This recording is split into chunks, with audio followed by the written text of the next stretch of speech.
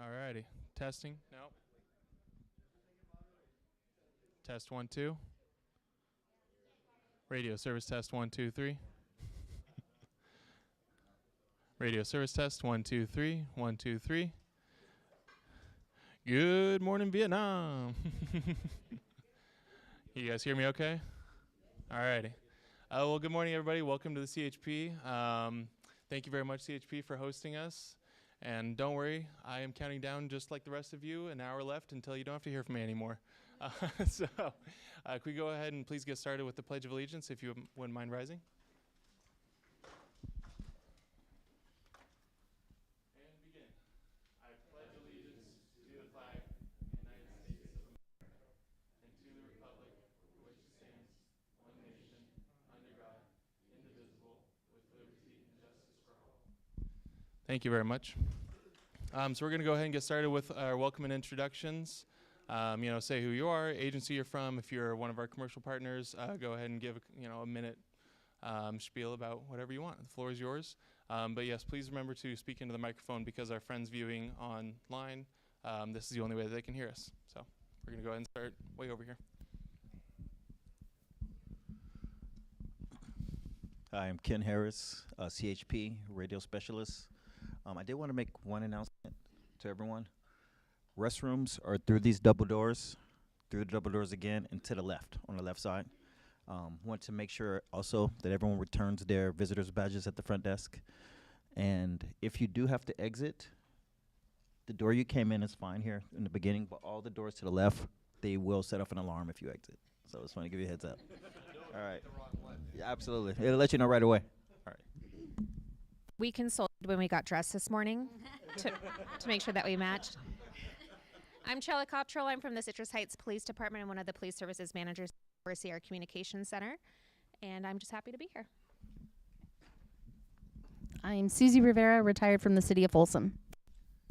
Hey, good morning. This is Larry Smith, City of Stockton, Stockton IT. All right. Good morning, Anna Trinidad, Stockton Fire Department and your chapter secretary. Do you want to go back this way? Good morning, Mandy Montalvo, Public Safety Communications Manager for Elk Grove Police Department. Good morning, Terrell Harper, City of Stockton, IT. Good morning, Linda Biaggi, City of Stockton, IT. Good morning, Mike Maricini with Motorola. No spiel, but just happy holidays to all, okay? Hi, Jeff Perret, Federal Engineering Consulting for Radio and 911. Good morning, I'm Terry Nelson from Southern California Chapter, NAPCO, CPRA. I'm the director this year, and I have my guest, Steve Pullman, with me. Good morning, Chris Ng, Infinity Wireless, engineering, repair and return, and reseller. Morning. Test. Drew Black, Callaway SPSC, engineer.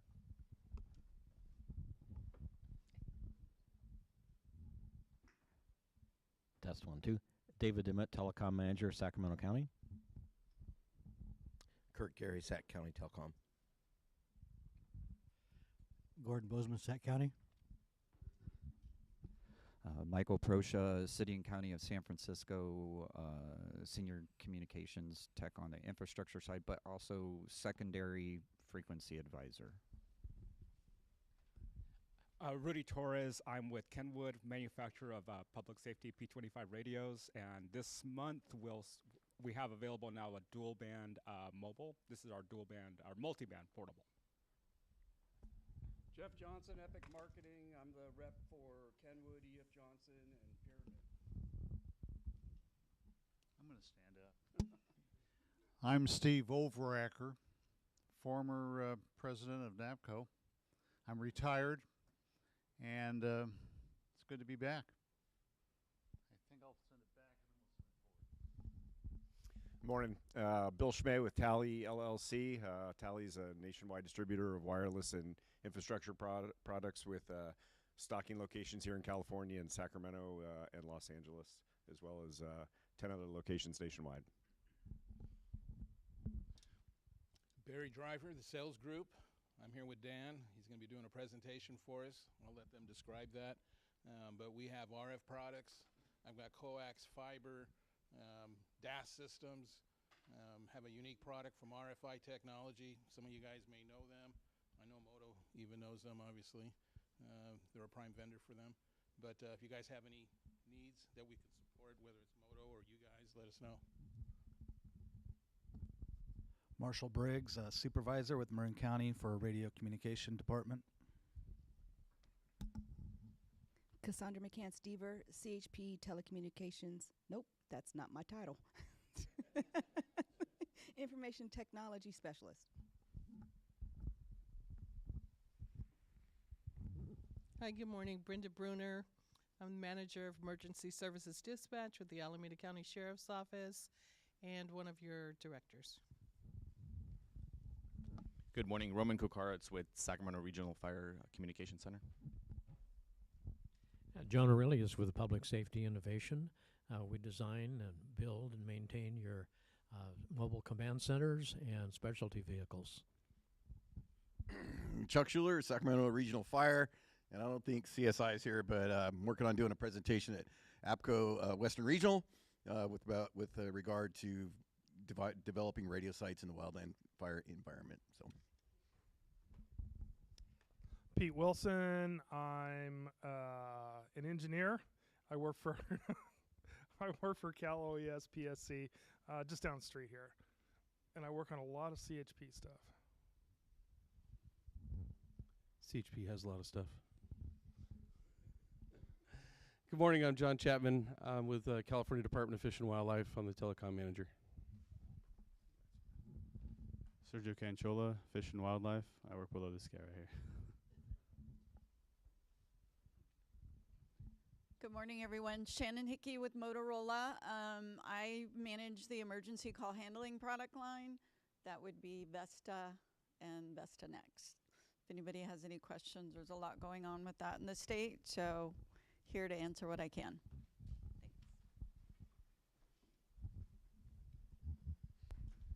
Good morning, everyone. Larry Weber with the sales group. My rep company represents a lot of cool products to the site equipment people. We have two preferred vendors for Motorola. Those are Filtronic and RFI. We sell to agencies, we sell to dealers that support you, and we sell to integrators that work your 911 centers. One of our products is going to be the sponsor and presenter today. But I also can help you find ways to get Cal OES to free up your excess telecom funds. So if you're having trouble getting that money to spend, give me a call. Good morning, everyone. I'm Dan Marcus with RGB Spectrum. I'm your sponsor today. RGB Spectrum is headquartered in Alameda. We're about 40 years in business, primarily focused on public safety and defense. And we design video graphic hardware for operation centers, so complex signal management in fixed facilities and environments, well known for large format systems, including video walls and real-time information centers, department operation centers, crime centers, emergency operation centers. And in the last 4 years, we have focused extensively on the workflow at the desk, separate from, but also inclusive of displays around the room. So now we are really focused on workflow management, and to support that, we have a multi-window KVM product, which I'll be demonstrating today, which is wed with our new 43-inch curved displays, which you can see in front of you here. Many of you have been interested in this product and have seen the various evolution of that display. This is the commercial version now shipping of that display. So we're very pleased to show it for the very first time for you here. Thank you. Good morning, everybody. Dennis Sullivan with Ubic MIMOMAX. We do point-to-point linking and radio infrastructure for Cal OES, for CHP, for SAC Regional Fire, also private LTE networks as well for critical infrastructure. So it's great to see all of you here. Remember, 13 days till Christmas if you're not done shopping. Paul Reese with the City of Roseville, IT analyst, and here for licensee stuff. But here you go.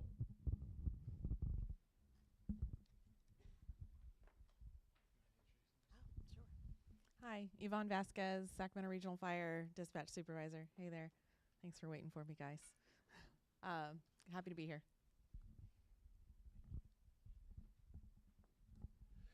Jim Lencioni of the County of Placer and your chapter PIO.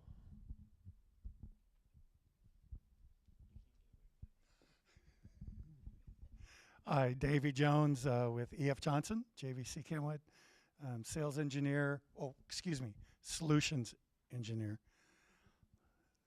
That's a promotion, I think. Wait a minute. And through the dealer channel.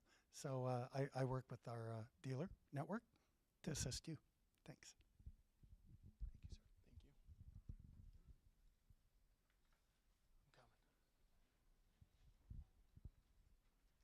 Good morning, Carl Grover with the City of Roseville and your president-elect. Special thanks to Ken from CHP for all the logistics and for hosting us today, as well as our CPRA Southern California friends for coming today as well. So thank you all. Yes, thank you very much. And I'm Tristan Scraber, your president for another hour-ish. Well, let's see. Let's get exact with this. 53 minutes. Anyway, so we're going to go ahead and get started now with the committee reports. If we mind, Anna, come up and give us a report on our awards and recognition. Good morning. I am here to tell you all that officially, as of the close of this meeting, awards nominations for next year will be open. Our awards banquet will be May 8th, 6 p.m. It's going to be held in Lodi this year. At a pretty little vineyard that everybody wants to come to. So please nominate your colleagues, nominate someone deserving. We'd love to have a great turnout. And I'm going to track you all down and make you nominate someone if you don't. Thank you very much. And you guys won't be able to leave until you have nominated somebody for an award, so sorry. So next, Carl, could you please give us an update on finance and budget and programs? Sure. So first up is our financial update and just an overview from the 2024 California APCO Showcase. From a high level, our income was $243,000, expenses $157,000 for a profit of just about $86,000. Again, we went through that joint venture with Southern California APCO, so we'll be splitting those profits with them shortly once those numbers are finalized. And thanks again for your guys' partnership in that first and not last California APCO event. Moving on to the monthly report from the month of November. We started off with a balance on November 1st of $288,022.08. As of the end of November, we were at $280,739.76. Income from that month was largely due to the, I think the last round of payments from the 2024 conference. And then the biggest expenses were from, I believe, the last payments towards the 2024 conference. And then we also invested about $32,000 in the 2025 conference that'll be at the Sacramento Convention Center. So that was the deposit for the 2025 show as well. So any questions or comments on finance? All right, so moving on to programs. So the board at the last quarterly meeting did sit down and arrange the general locations for the upcoming year. Some of them are more general, but you will see that on the back of your agenda. I would point out that January 9th, we are at the Jelly Belly Factory in Fairfield. Our keynote speaker will be Paul Troxel from Cal OES. He will be providing an update on the 911 branch and specifically an update on Next Gen 911, which has been in the news a lot lately. And then from the rest of the year, we'll be into Roseville in February and then expanding out to Fresno in March, returning to the Bay Area in April. And then as Anna just mentioned, the awards banquet is May 8th in Lodi. And then you guys can see the rest of the schedule from there. So if we do have any ideas for keynote speakers, please reach out to one of the board members. We're always looking for ideas and input. And then if you're on the commercial side, we are looking for commercial sponsors, I believe even into January, as early as January. So if you guys are interested in that, again, reach out to one of your board members and we'll get you in touch with Manny. All right, thank you. Thank you very much. Next, I'd like to talk about conferences. So if Jim, you wouldn't mind come up here and joining me. The first part, I'm in charge of programs for this coming year's California State Conference. So with that, we're going to be putting a huge emphasis on training this coming year. A lot of training for all facets. We're going to have 5 different tracks for our training sessions with about 100+ training sessions, looking at doing post-certification, some CPEs, maybe also doing technical certifications. So there's going to be a ton of training. Call for papers will be coming out here shortly, so be looking out for that if you are looking to speak or put on a course. But yeah, it's going to be really exciting for lots of good training, lots of good certifications, get your post-training done, have a good time. It's going to be here in Sacramento. Yeah. For registrations, real quick, I talked to Manny with our chapter and then John with Southern California. We're going to get that started here real soon.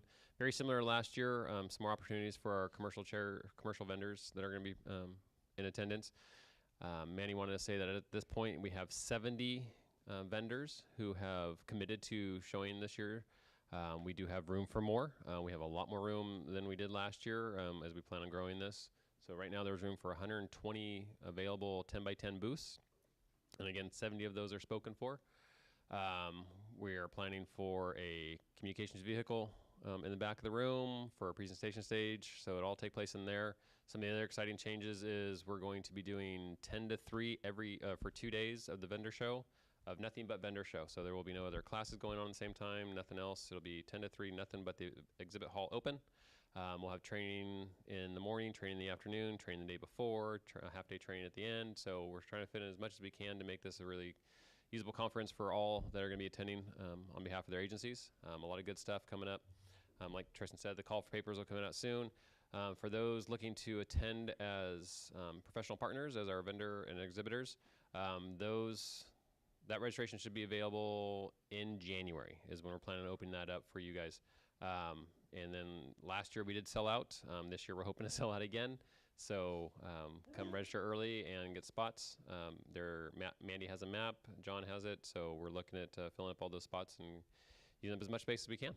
And lunch, right now we are still looking at providing lunch also for the attendees that pay for the full registration, just so you know. Yeah, I think that's all that I had too. It's going to be lots of fun. Just a little sneak peek into the conference too. We're going to be having our little block party thing at the train museum, doing a little, I don't know, dress up and everything. So if you're looking to have something fun like that, some good music and stuff, I mean, if that's not a draw in and of itself, then I don't know what is. Susie, if you wouldn't mind giving us the update on membership and nominations. Thank you. Good morning. It's so good to see so many of you here this morning. We have 3 new members. We have an Andrew Seiko from Hexagon Safety and Infrastructure. We have James Bowles from the County of San Joaquin. And then we have a Ronald Villacourt, or it might be Villacorte, I'm not sure, County of San Joaquin. And that leaves us for a total of 879 members for our chapter. So thank you. Thank you, Susie. And last but certainly not least, Michael, if you wouldn't mind giving us an update on the frequency engineering.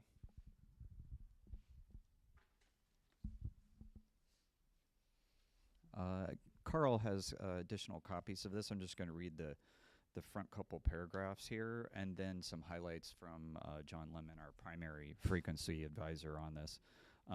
There's this deadline from the FCC for public safety 4.9 gigahertz licensees to provide granular data and obtain licenses and new radio service codes. On December 9th, it was issued a public notice notifying incumbent licensees in the 4.9 gigahertz safety band of the June 9th, 2025 deadline to provide granular data on their 4.9 gigahertz systems and create new licenses and newly created radio service codes, PB for base mobile systems, or PF for fixed point-to-point or point-to-multipoint systems. Existing PA licenses will be canceled at the end of the relicensing process. Further, the notice informs licensees they must not modify PA licenses in an attempt to update them. The notice provides information steps on using Schedule D and H to provide granular data for new PB radio class licenses, and Schedule I to provide data for PF fixed licenses. The notice provides examples of the types of licenses that need to be created from existing PA licenses. And then in this 4-page notice, the rest of the document, there's much more details there. But and some highlights from an email from John Lemon, he highlighted that although the notice indicates that licensees should cancel their old PA licenses after they receive their new PB and or PF licenses, the recommendation now is actually not to cancel them and just let the FCC cancel them, which would be day after June 9th, June 10th there. And again, if you're using 4.9 for mobile operations, you would use Schedules D and H, gathering the same type of data as you would for a two-way mobile system license. And if you're using it for fixed point-to-point or point-to-multipoint, you would use Schedule I, gathering the same data as necessary for a microwave path license. Some of that was kind of mentioned in the previous paragraph there. But again, you only have until June 9th to get your applications for new licenses submitted. And in some cases, this may mean that one jurisdiction based license might require multiple new licenses. Again, if you need assistance with this, you can go to the APCO website and select Services at the top of the web page, and then select Radio Frequency Management. I just checked this out on my phone to make sure those links are still correct. And it takes you to the AFC's page there, which is APCO's Spectrum Management division, and they can assist with your licensing questions or issues. Thank you very much, Michael. And with that, committee reports are over, but I know that we're supposed to have a networking break. Just to try and keep us up on schedule, I'm going to go ahead and just let us run right into the keynote, if you're okay with that. All ready to go? Alrighty. So without further ado, just give us a second to get all mic'd up and everything, and then we'll go ahead and get to hear from Mr. Dan.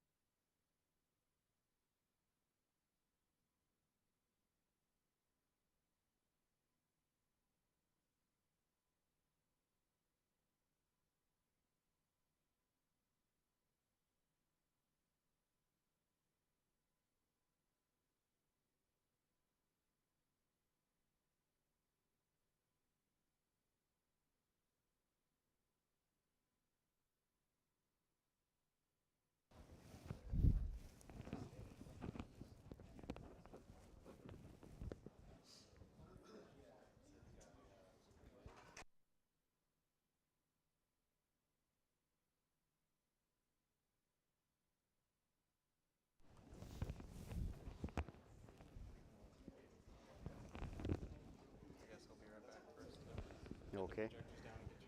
I'm not sure I'm transmitting. Am I transmitting? Hello, hello. Am I transmitting? Can you hear me? Yes, yes? Okay, great.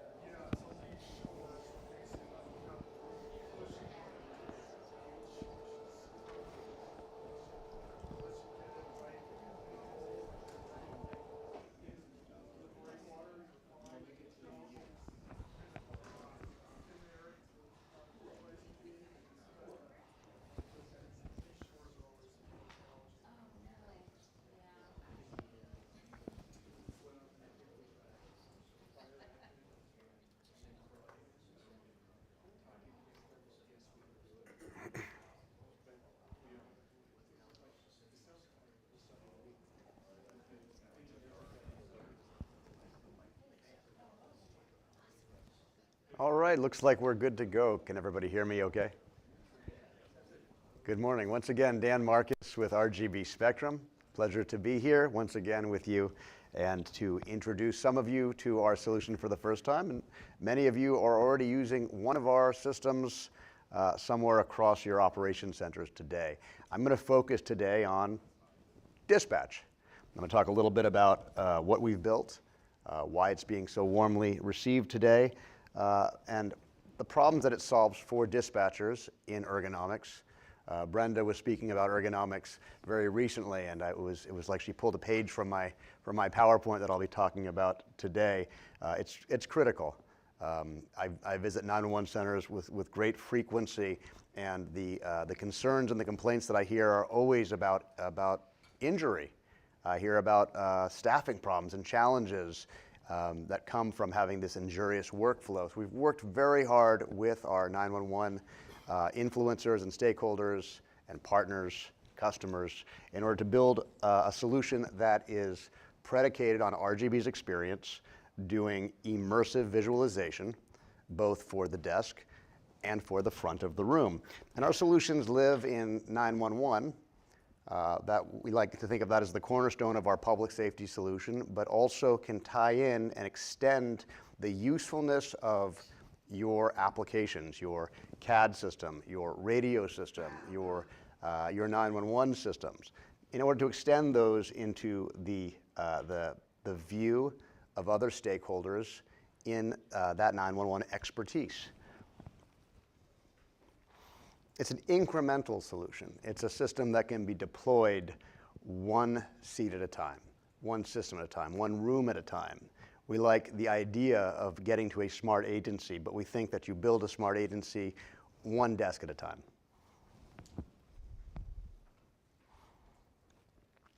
The cornerstone of this solution that I'm showing for you here is ExtendPoint. And ExtendPoint is an encoder and decoder. There are a few different variations on a theme based on what your computers are. I started out with a simulation of Vesta.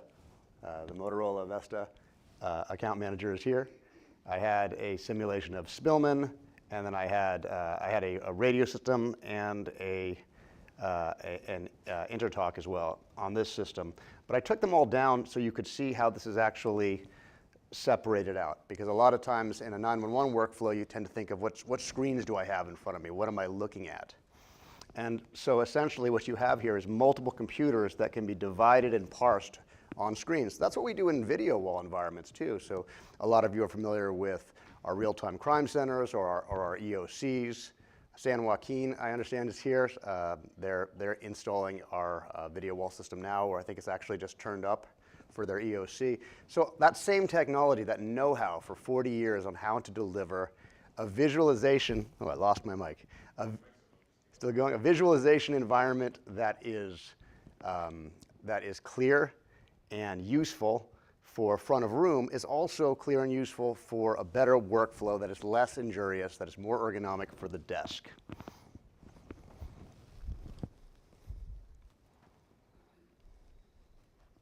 Extend Point allows you to move systems around from wherever they reside. They can reside under the desk. A lot of times in 911 they do. So you have this rather sophisticated set of computers and systems and networks, and it all gets wedged under the furniture, and it all gets managed and maintained under there. Generally, we think we should move away from that. So our systems allow your computers, your servers, your clients, your systems to live elsewhere. They don't have to be proximate to your displays. And they don't live on any one display anymore. They essentially plug into our system, and now our system can distribute those displays, those resources, and the control of the keyboard and mouse of those disparate systems to any screen, anywhere, big or small. So generally speaking, what I'm showing you here are two different ways to deploy Extend Point. I can deploy it on individual monitors.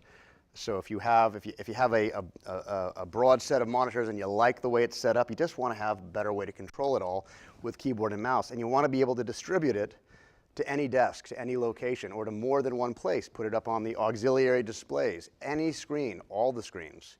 That's the kind of technology that Extend Point is a building block to deploy. But we also support that with a multi-view distribution where we collapse the number of displays just like we would on a video wall. And that's what we're showing here in concert with Extend Point. So I have in front of you our two CM43 curved displays. These were built for 24/7 operations.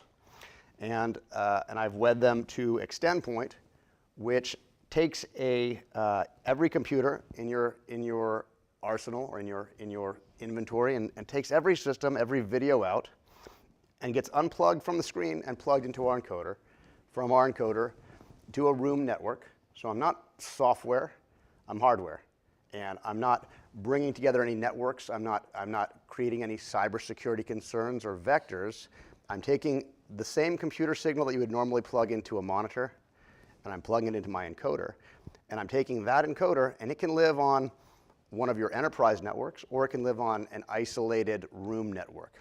Now, increasingly, folks want it to live on a network that's available beyond the room because they want to deploy these systems to other facilities, other locations. But we'll get into that more. Functionally, I want you to understand that this is not a system that should trip up any concerns from a cybersecurity perspective. I'm not collapsing any of your networks. I'm collapsing your workflow. So I'm taking your computers, and I'm allowing, and I'd encourage you during lunch or whenever we have a networking break to come and play with the system. You'll see how seamlessly I can move from one system to another, controlling these different PCs. I can also change the location of the PCs, which I'll do for you privately when you can get a little closer. I realize that even as big as these are, they are still designed for you to be sitting in front of them, and you're all a bit further away. It's kind of an argument for a video wall. So this is the problem we're solving, right? So we're looking at this kind of environment, and I hate to throw anyone under the bus, but this is pretty standard what we see in 911, and it evolved this way over time. Like many complicated workflows, how did we get here? Well, piece by piece. It started out being a client-server architecture before we had Windows, before we had web browsers, before we had some of the applications we're all used to. This system began with a process in one location and a client in another location. And then over time, that became more systems. And with each system, well, you needed to have some pretty good ideas. You want to keep them on separate networks, right? You don't want to have any one network take down your entire workflow. So you have a radio network, and you're all very familiar. You have a phones network, you have a 911 network, and you have your enterprise network with CAD. Sometimes you have access control and cameras. Increasingly, you're looking at other systems and sensors. Drones are becoming so prolific, so interesting to see Nokia last month here talking about their real-time crime center and community security environment, and their drone as a service. It's prolific. It's driving the development of a lot of real-time crime centers and department operation centers. Utilities are investing in them now. Fire response. It's really quite a revolution. And where do you view that? Well, this poor guy didn't start out with all of those displays all at once. It happened over time. So now they're going to do what? Add another system, another network, another mouse, and another monitor. And now you start to see how we got here. So RGB takes this concept and realizes you're going to keep getting more stuff. And we want to make it very easy for you to manage those systems, just like we do on big front-of-room displays. So we take all of those systems and collapse them into into two curved displays where I can locate computer-aided dispatch and radio and web resources and 911 anywhere you like. So if you have folks who prefer, maybe they're, my eyes are starting to go. My left eye's a little better than my right eye. So I might prefer to move everything over and have CAD over here, which is my primary workflow. That's what I'm looking at the most. There's my maps are. I might want to have it over there. But John over here might like everything to the right. Maybe you like it on the center. Maybe you like stuff up top. You're taller, or you're shorter, and you'd like to have stuff down below. You can all be right. We can all be right. We can have the workflow that makes the most sense to us, and then every system can be available to every position. And every system, we can move it out of the desk, right? So a lot of we work with a lot of the furniture manufacturers, the Russ Bassett's, the Watsons, the Evans, the Cybex. We work with all of these folks, and they're nice enough to build mounts for our specialized display. And then they show us all of these great ways you can store the technology underneath the desk. And we're control room folks, right? We come from that model. And the first thing you want to do in a control room is take anything that needs to be maintained and that gives off heat and that makes noise, and you want to get that out of the control room. You don't want that to live under the desk. That's a category error. So there's very, very nice ways to deal with cable management, and they always become jumbled over time because you have different technicians who are responsible for different facets of your dispatcher workflow. So you'll have your radio techs coming in, and they're less concerned about the 911 piece or the CAD piece, so they may not take as good a care of the cabling under there, and soon you have this jumbled mess, and then no one can clean under the thing, so now you have all sorts of hazardous issues. I was at BART, and they had me look through their design workflow, and I opened up the desk, and there was a half inch of dust, and I said, when has this been cleaned? I said, oh, people don't want to touch anything because they don't want to break our workflow and be responsible for taking down the trains. I don't blame them. It's a category error. Why would you want to put your systems under the desk? I've been in a lot of 911 centers. I was in San Diego, and I remember watching a dispatcher straddling a tech to go and answer a call. The tech was under the desk, upside down, trying to manage a problem, trying to fix something. Category error. Just route a different computer. Oh, the thing's flickering? Let's route a different computer. Have a backup system and route that one to any desk, any system to any screen. That is the basic concept of how RGB designs operation centers. And in this case, that operation center may have no video wall. A lot of times it has no video wall, right? We did UC San Diego Police Department's 911 center recently. No video wall. And now they want one, though, right? But they have, it's kind of like this. They have multiple positions, and they had an application that they only used intermittently. Oftentimes, that's a security application. So you'll strand that on a desk. In their case, they said, well, we'd like to be able to see that at every desk. Okay, that's just in audio-visual, that's called a matrix. So I can take one computer's system, and I can put that on the desk, or I can put that in a window on your screen. And now you can see that, and it can be on every single operator's desk at whatever window they want it to live in, and that's where that system can live. But you only have one system. Or it can live up on the aux displays, or it can live at the video wall. That's the basic concept of the workflow. But it makes the managing, and sometimes the expense of those systems, a lot more manageable and mitigates some of that expense, especially if they're not critical applications that you're using all the time. They're intermittent. Remember the first slide I showed you with all of those new resources that are coming in when I talked to comms directors, A lot of times they're embracing of new technologies, but they're very cognizant that their dispatchers are looking at too many systems, too many signals. It's already, we call it the octopus workflow. It's already too complicated. So there's always this pushback. They want 911 to have more tools, more systems, more networks, more capabilities. But a human being can only do so much. So we try to minimize that. We're going to give you one keyboard and mouse to control all of your computers. And then instead of continuing to expand and grow displays and just paper them all around you in ways that may injure you over time, we'll make it very, very easy for you to switch which computer is in front of you at which time, or migrate them to a other display that you might be able to see, or multiple displays that you might be able to see. So that you could think of what RGB does as extensibility of how you work with complicated software systems. We're not software. We're a hardware-based solution. We have no dog in the fight as to what you use. We're not going to upset or change anything that you're using today. We're just going to improve its utility to you as a dispatcher and to you as a trainer and a supervisor. How does that work? We call that training in place. So you can see that I have one set of systems, right? I have a CAD radio, 911, and web. That's one computer each in this case.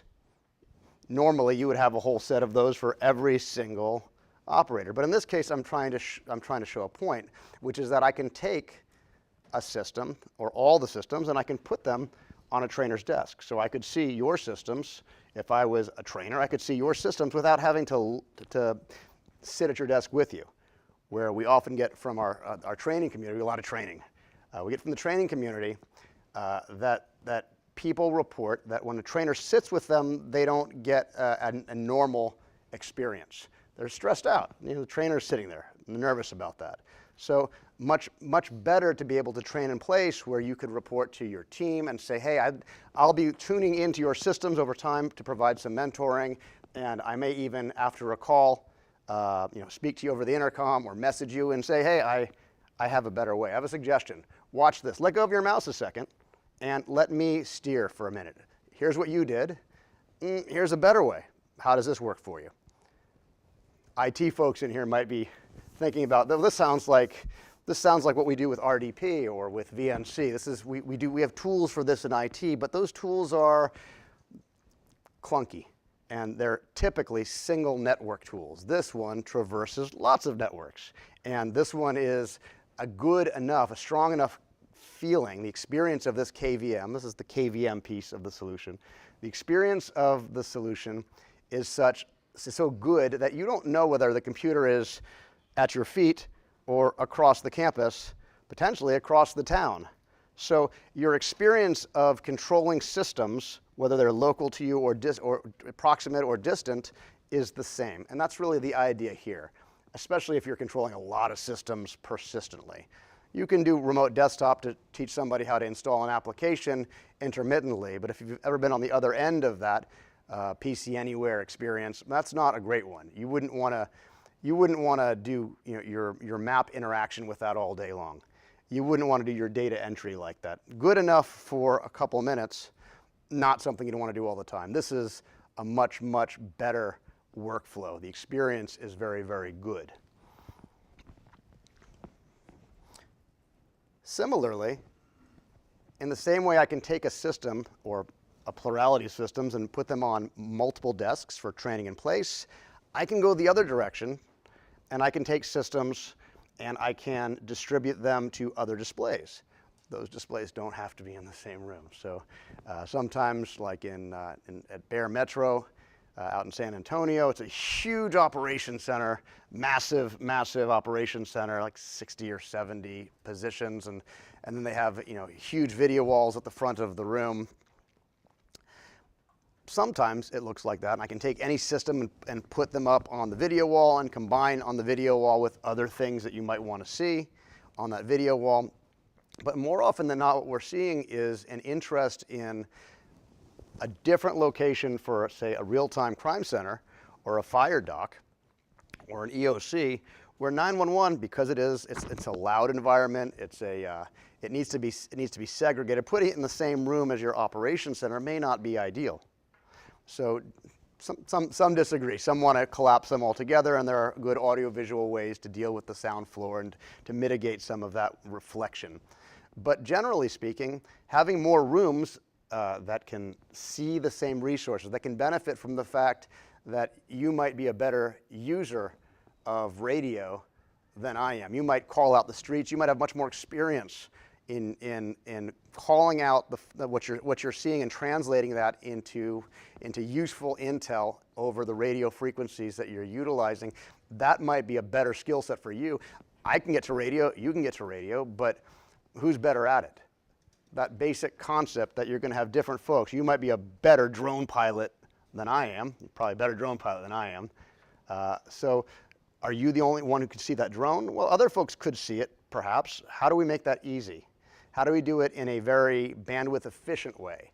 How do we maybe combine that drone footage with that, and drop it on a map or put it on other systems that are useful? Or bring in civilian resources and combine them. These are the kinds of things that NG911 is designed to enable and make more efficient. Bringing in more cameras, more systems, more resources, and that's more complexity for an already beleaguered 911 dispatcher who's got too many systems to date. So we're working on improving that, but it starts with 911, and it starts with the ability to move any system to any desk or any system to multiple desks for training, supervision, and control, and also from any system to multiple desks and front of room displays, like these around the room. To us, these are video walls. I'm not trying to sell you a video wall. If you want a video wall, I know a guy. I know a lot of guys. I know all the folks that do all of the display stuff, and I can help you with that. But the point of this system is that it can grow with you incrementally as your city or as your county, as your agency grows, and as your tools proliferate, and you want to do more, and you want to do a mobile EOC, and you want to do all those kinds of functions. Our systems are built to grow and to distribute that expertise of applications, that awareness of systems to other locations. So this is kind of what we normally look like. A lot of real-time crime centers we develop look like this. Sometimes these don't take our curved displays. We might work with more traditional lower displays where you're looking at video walls above the top, like at Ventura County Fire 911. They're very video wall centric. A little bit strange for a 911 center, but they love it and it works for them. They have a huge video wall. Great, you want a video wall? That's our traditional business, but we're really focusing on improving the workflow at the desk. And so that's why we really are interested in 911. It's one of the most impacted environments that we've come across. And I've done operation centers in security and process control and utilities and mining operations and air traffic. We do the Dubai airport, the biggest, busiest air traffic operations center in the world. We have a lot of experience in military environments where they always have multiple networks. I have never seen as complicated and as injurious a workflow consistently in any of those markets as I see in 911. So to me, it's just this perfect opportunity for us to apply our know-how to simplifying workflow to an area that richly deserves it and richly needs it. Here's how the system works. I have it plugged in over here, but you can see on the left side of the diagram, you have your computers. Your systems are on different networks. Doesn't matter. I'm going to take the video out from each computer. Here I have a computer, a computer, a computer. So this is a 3-computer system. It could be 8 computers. Wouldn't make a difference. And I would still have that unique capabilities to move my mouse anywhere and control any of the underlying computers. So in this environment, I'm taking the computers and plugging them into the encoder. From the encoder, I go to the network switch. From the network switch, I go to the receiver. And from the receiver, that's where you plug in all of your USB peripherals, your pedals, your microphones, your keyboards and mice. There are 6 USBs right there. And now you have this unified control of all those computers which live right here or under the desk or back in the IT closet where they belong, or some combination of the two. they can migrate over time. Again, you're not going to be able to tell whether some of your systems live over there and some of them live here under the desk, and you also have your laptop and you're plugging that in as well. The experience of all of those systems is going to be the same, whether they're just on your desk or in multiple positions at the same time, because maybe you're training somebody or maybe they're benefiting from watching your workflow in real time. Kind of walked through how this all plugs together, but this is a nice design diagram that Larry up front here, his engineering colleague Dana Hanford, many of you know Dana as well, he put this together. I thought it was a good diagram for how to plug the stuff in. So where does all of this go? Where does it grow to? Well, after we fix 911, we've given you a good workflow that works for all of your dispatchers, that improves your training and your collaboration, that results in a less injurious, more ergonomic, tighter, more compact workflow. Once we've done that, we've already described that those systems are available to other locations, like a larger form factor video processor. That video processor might drive a video wall or aux displays like this, but it also might push those resources to other rooms. Sometimes you have stakeholders in your workflow who are in a conference room. I did the GSOC, the Global Security Operations Center, they call it the GOC for Salesforce. And they hired an architect and they built this beautiful room. They called it the War Room. And it's at the very, very end of a very long operations center with a very small video wall. And the idea was you could bring they have that special obscurant glass. You press a button and the glass goes clear. You press a button again, it goes opaque. So you can bring VIPs in, but you couldn't really see the video wall, right? It was supposed to, but the architects didn't understand how big displays needed to be, and so you kind of squint at it. You could put your binoculars up, and if you clear the glass, you could see the video wall at the front of the room. So then we just distributed the video wall, as we do, to displays that are in the room. And they said, well, but we're going to do video teleconference. Could you put the video wall, here, and then you could do video teleconferencing here below it, because we want to be able to see the video wall consistently on this front of room display. Sure, I could do that. So we did that, and then I started thinking, well, and this was maybe 8 years ago. I said, what if you don't have this nice opaque glass? What if you're not even in the same building? Can you still have a conference and be able to view what's evolving in your 911 center, what's evolving in your operations center, what's evolving in your EOC? Can you still be a stakeholder to that workflow workflow so that as things start to worsen, and you're wondering, when are they going to call me? Me, in this case, would be a decision maker, not like I am now. Here I'm a humble servant for you guys. But if I were a decision maker sitting in a conference room and I'm watching a lot more red dots show up on the map, and I understand there's some issues going on here, I can see it, and I'm looking at my phone, I'm conducting my business, still doing what I'm doing in my office or in my conference room, but I'm thinking at some point they're going to call me and they're going to say, we need you to come in here now. It's time. I don't know if you've been monitoring the situation. Let me bring you up to speed. I'm up to speed. I've been watching the red dots evolve, and I can see where we are deployed. That's the basic idea here. You don't need architecture. You don't need to punch holes in the walls to enjoy that kind of a workflow and that kind of a use case. Similarly, we've deployed a new system that allows you to turn up an operations center with this little less than 40-pound flyaway kit. This system comes with bonded multiple cellular connections. So if you wanted to do a fire base camp, if you wanted to do an operations center away from home, one of the biggest challenges we've seen in the past with our partners who do flyaway kits is a lot of the folks who know how to do the audiovisual stuff don't really understand the networks. And the folks that do the networks don't understand the audiovisual stuff. So we took it on ourselves to build the right solution. This one has a Degero gateway, which allows you to bond multiple wireless and terrestrial networks together into one big fat pipe. It's like a cradle point on steroids. It allows you to have a blended multi-network aggregated backhaul. And so if one network goes down because of contention, AT&T goes down, you have Sprint. And you have your private network as well. You have your private 4G, LTE, 5G, your low Earth orbit satellite networks, bonds them together. So now you got some clouds coming over, you lost some line of sight, too much smoke, the satellite's not working as well, you have the other networks. So having that persistent uptime and blending those networks together is something that a lot of 911 centers are already doing. Our partner in this case, DeGiro, is already in a lot of 911 centers.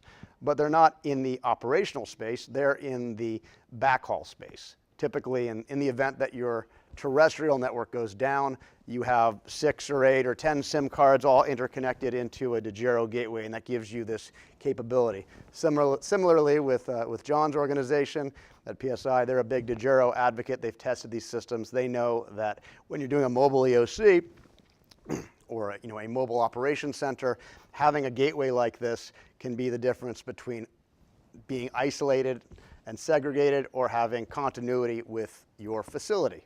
So we can take that same concept of being able to combine your operations center into a conference room that may not be proximate to your operations center, and we can do that in a suitcase. You pop it open and turn it up. It'd be a lot easier to set up than those of you who saw me set this up. This took me 30 minutes to set up. This takes me 5. So this is a really nice, easy way to get up and running on an operations center, and it can allow you to aggregate systems in a very similar capacity. Would it see extend point? Would it see all of these resources? Yeah. So this is how you can build over time. You can grow. With each new desk, with each new function, with each new room, you have a more connected facility, more connected agency. We also tie into mobile, so I can tether those resources. I can bring in those visualizations, those multiple computers stewarded by different users with different aptitudes in multiple applications. I can aggregate them together into a common operating picture. And I can distribute that common operating picture to mobile devices as well. I can inject it into common logistics and GIS systems like TAC. Some of you may be familiar with ATAC. These are prominent systems for bringing in systems and sensors, but they typically are systems and sensors on one network. I'm a clearinghouse of networks. I can bring in all the systems from multiple agencies very easily and quickly and distribute them into a common operating picture.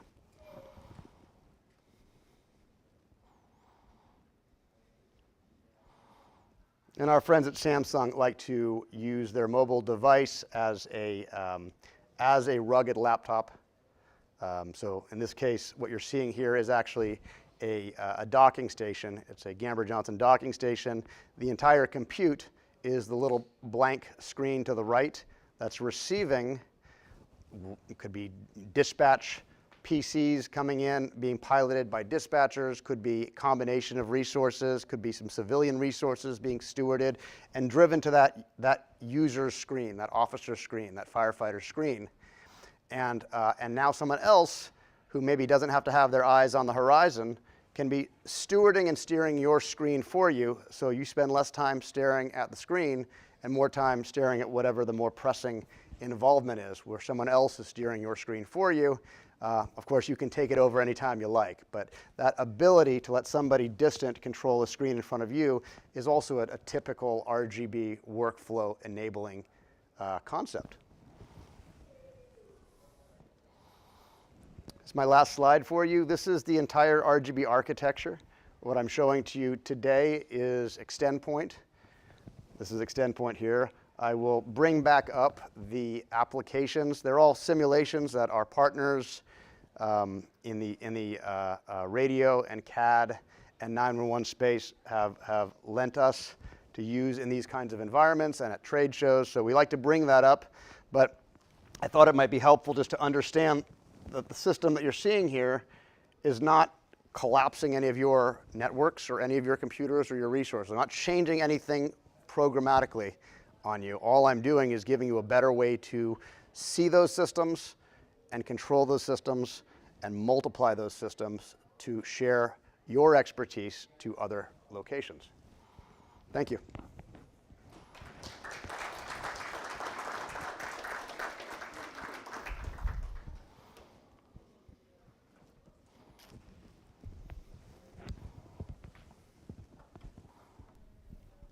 That walk always seems a little bit further than I remember each time. I'm like, I got time.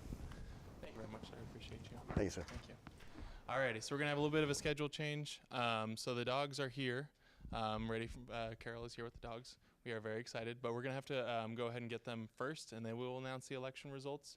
So if you guys wouldn't mind just hanging out for a couple minutes, grab some drinks, while we get everything set up for that presentation coming up shortly. Thank you. And you guys remember, restrooms out through the door, left, all the good stuff.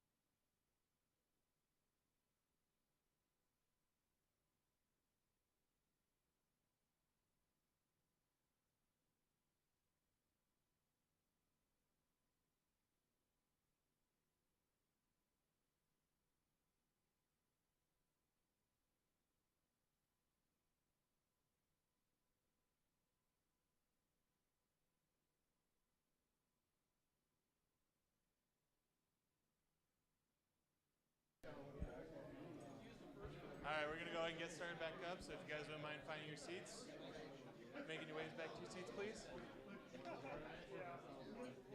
You and Oh, Dennis. Pete wanted to. I'll talk to you later. Okay. I'm just postponing it, you know? We'll catch up the next break.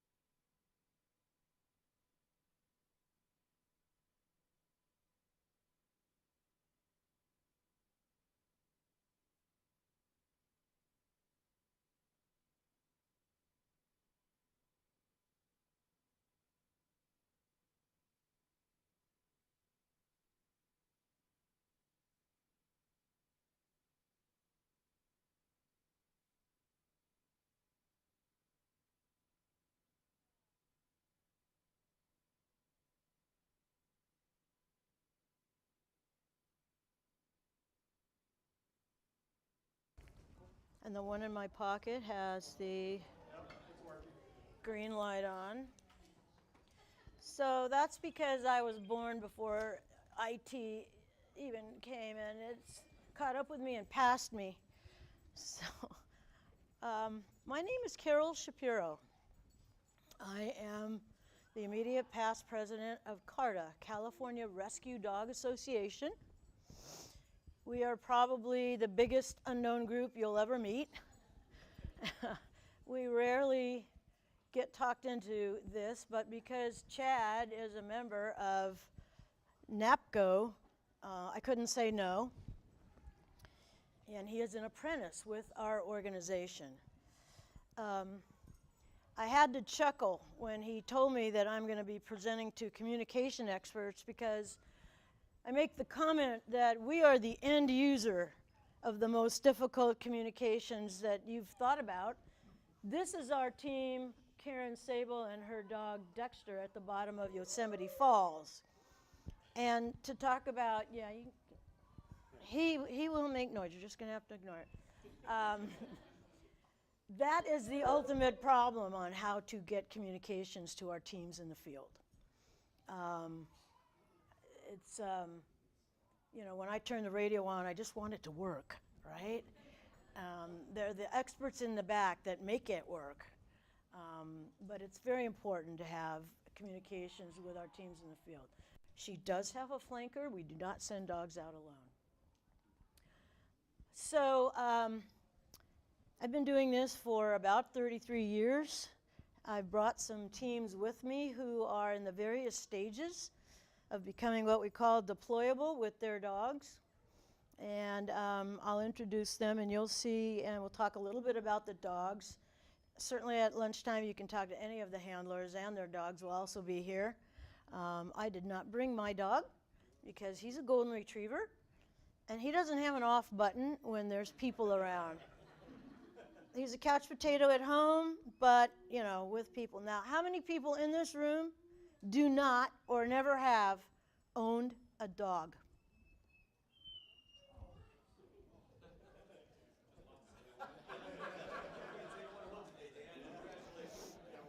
There are some puppies available. So I do have things to say. I did bring a slideshow. My preference is, if you've got a question, please interrupt me. Carol, I've got a question.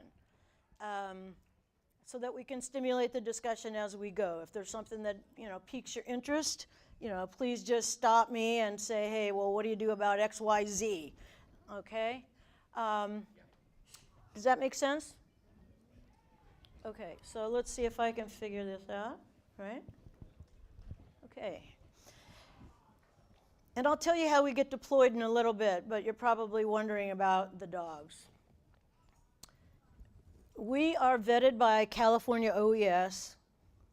They see our policies and procedures, and we have an MOU with them that as long as we keep those policies and procedures, they will call us out for any search and rescue needs in the state of California. And there's 58 counties, as you may know.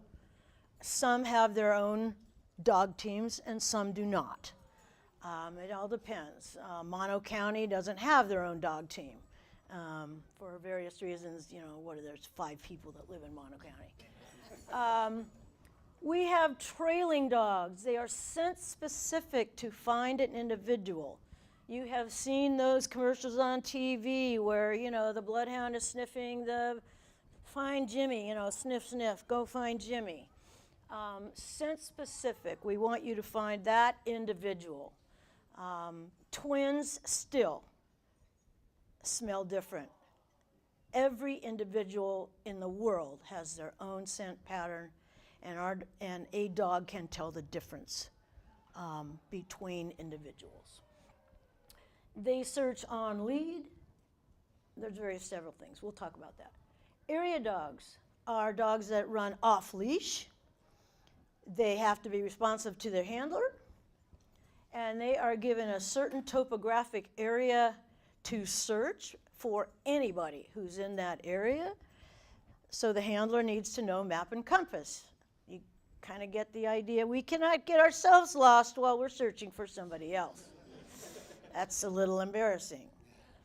The dog also should not chase deer, wildlife, etc., or else you're just going to be really embarrassed. We have quite a few. I didn't tell you. We have about 350 members, but we have 216 voting members, and there are 137 dogs in our organization across the state that are deployable in these disciplines. That means that it's not easy to do what we do.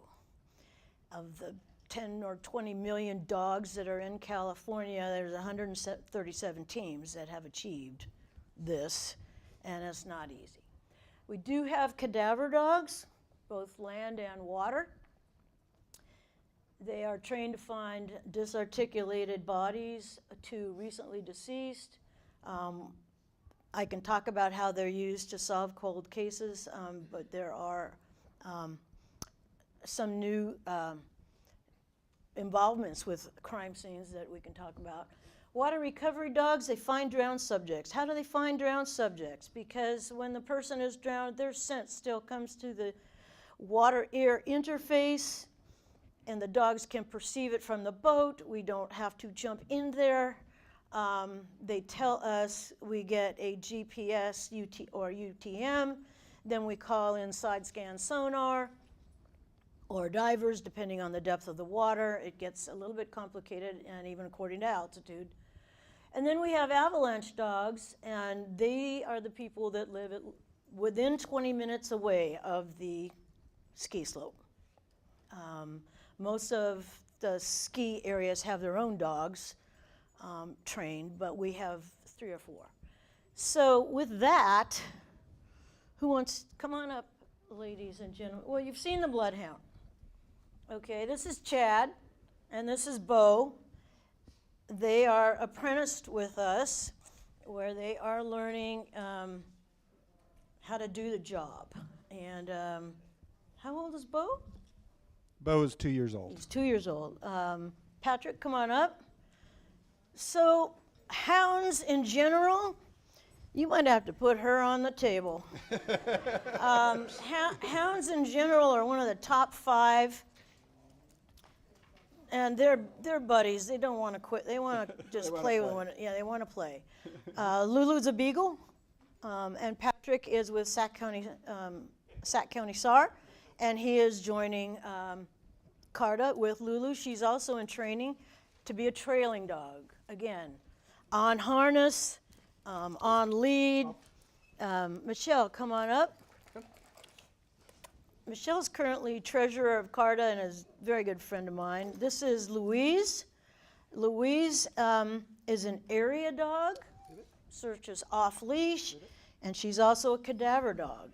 And we can multi-train, multi-discipline some of our dogs. Part of the issue, if any, and if I say something that that bothers you, tell me. But part of the issue, she finds live people and dead people. So we don't do crime scene with her. Does this make sense? If she alerts, the defense attorney is going to say, well, how do you know if there's somebody alive or dead in there? How do you know that, since she's trained to find both? And some of that issue comes in with us. So we are going to, cadaver dogs are only to find the deceased. So she does that now. She's retired from area, right? She's retired from area. She's 11 and a half, and because she's so small, she's still deployable. She doesn't have the arthritis and the issues that large dogs can sometimes get. And so we love her. Where's Havoc? Okay, here comes Marcy. Marcy is with Nevada County Search and Rescue and Carta. And Havoc, how many of you guys can guess what Havoc is, if you can see him? We can't call him a pit bull. We call him a Staffordshire Terrier and boxer. He's a mix. And he is one of the most friendly dogs you'll ever meet. He also goes through manzanita like it doesn't exist. He is just a very powerful dog. He's a nutcase.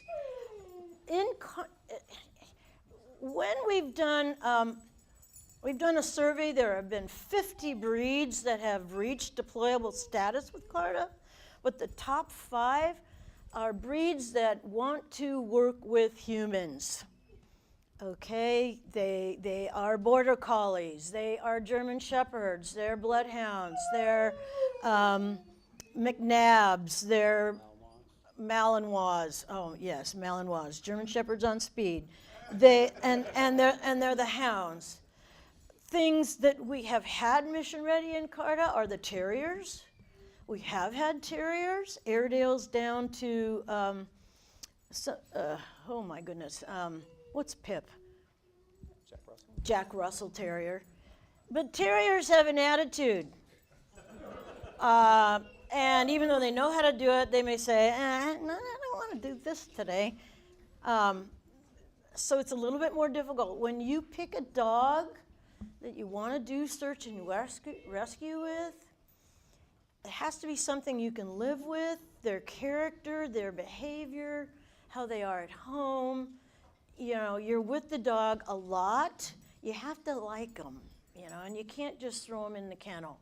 Sir? Have you ever had Shih Tzu? No.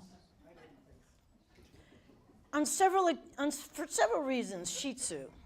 They're too small. They can't do the terrain. They don't want to do it. They want to be on the couch and just lapdog it, They don't want. They love you, but they don't want to work.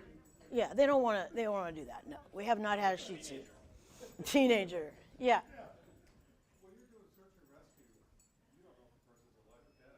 That is correct. That is a really good question. Yes, and years ago we made it. So the first thing that you do as an area dog is you get mission ready deployable to find live people. Then you train on, and I'm going to say dead stuff, but it's not that horrible dead stuff. Hair, teeth, blood, things you can get, things that people throw away. You cut yourself with your skill saw. If you know anybody in Carta, they're going to take some gauze and go, I got it, I gotcha, and they'll take that bloody thing away and they'll use it as a training aid. So we get a little weird when it comes to that. But So the area dogs have to take another test to show that they can find live or dead when they're deployed. And that is important because people can live a long time. Squirrel hunters, you know, that shoot squirrels that are by a stream, he was missing for 3 weeks and was still just fine. But on the other hand, you can go missing overnight and have an aneurysm or a heart attack, and you can be dead within 24 hours. So we don't know when we're searching for missing people. You're absolutely right. We do not know if they're alive or dead. Yeah. And it may sound silly, but the avalanche dogs, my dog can't walk in snow. Do they have dog snowshoes or something? No. No? My dog just sinks. A lot of them will wear pads because if the ice crystals get in their paws, they're going to get cut and things like that. They'll wear pads. The handlers, of course, are on snowshoes or track backs or some of that. Yeah, they're a different breed. Okay, guys. Yeah.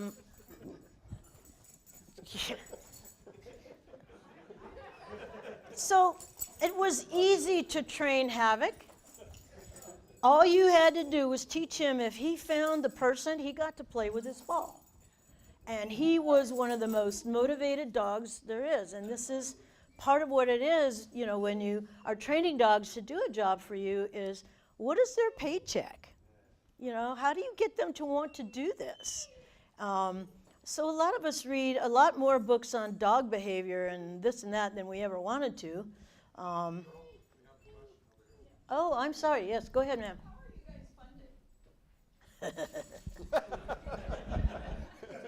Before Carol answers that question, if you guys have a question, please raise your hand. We need to bring you a mic so our YouTube viewers can see it. Go to the YouTube video, please. It's not just for the room. It is for the stream. How are we funded? We are not funded. This is completely volunteer. We do have a fundraising committee who's doing a fabulous job trying to get corporations to partner with us. That was one of my goals as my last term as president. We get people that will donate. The handlers pay about $90 a year now, and it's been that way for a long time, our membership fees. You get reimbursed for searches. There's a mileage component to that. If you have to stay in a hotel, various things like that, we try very hard to reimburse handlers for some of the expenses. But for the most part, I remember when I first started 30 years ago, I spent $8,000 a year my first 2 years trying to become a deployable handler. So that talks to the motivation as to what makes somebody want to do this, and we can talk about that later. But let's just so these are the kind of dogs we have. Go to the next one. How do we get called out? As I mentioned it before, we are right here. We are under law enforcement. Office of Emergency Services, law enforcement has law duty officers that are on every day. If a county does not have the resources to go look for their lost person, they don't have the dogs, they want dog teams, they call OES. OES puts out the call to, let's do the next one. OES puts out the call to the 3 dog organizations in the state of California that are vetted by OES to do search and rescue. CARDA is the biggest. Monterey Bay Search Dogs has about 5 folks, and WOOF has about 5 folks also. WOOF also specializes in human remains detection. And we have some of our handlers that do that also, and especially can work cold cases. So the call out can come that way. But as CARDA, we encourage our handlers to join the county team because they're going to know the county in and out. They're going to know the people that they're going to search with. They get all the navigation exercises, telecommunications information, fitness, ropes work, all sorts of the things that we have the requirements for. They get that with their county team. So our handlers can be deployed in their county, and also they can get in their car and drive 5 hours to Mono County if they need to. Trailing dogs will do both urban and wilderness searches. A lot of our work is dementia walkaways from facilities in town. You only get one of those bracelets that costs $25 a month if you've gone missing multiple times and somebody decides they want to pay for it. Because then the bracelet will give you a little ping, and then you know where the person is. Autistic, yes, all the time. In the wilderness, yes, lost hikers, fire rescue. We try to determine the direction of travel to increase the probability of detection, and we have huge number of people at desks doing planning, coming up with search assignments for the dogs. Where are you going to go? How do we want to transport you there, et cetera, et cetera. And trailing dogs can be very helpful. They'll send them to a trailhead. They'll ask the dog, did the missing person come to this trailhead? They'll have a scent article. They'll ask the dog to match it, yes or no. And the dog should be able to tell you, was that person at this trail intersection? And we train for that. And that's incredibly helpful. I'm glad he's sleeping now. All right, next. Yeah. This is presenting a scent article. The German Shepherd is, looking like, okay. It takes them about a nanosecond to get the scent. We say take scent. We've got handlers that are there ready to flank, and we're on our way. There are some requirements for what that scent article can and cannot be. We can go into that later if somebody's worried about it. This is Kim and her wire-haired Vizsla, non-cropped ears, which I was very glad to see. Deployable dog, mission ready, and she's got 2 dogs that are wire-haired Vizslas. Go ahead. This is not Bo. This is Watson. He is mission ready. Again, nose down, tail up, ears flapping. Bloodhounds are fabulous. It is not true that bloodhounds are better than other dogs. Okay? What is true is that their genetic insides are like, I want to work. They are good workaholics, but you can teach a German Shepherd and any other breed to do that as long as they want to. Notice Lulu the Beagle. Even a Dalmatian?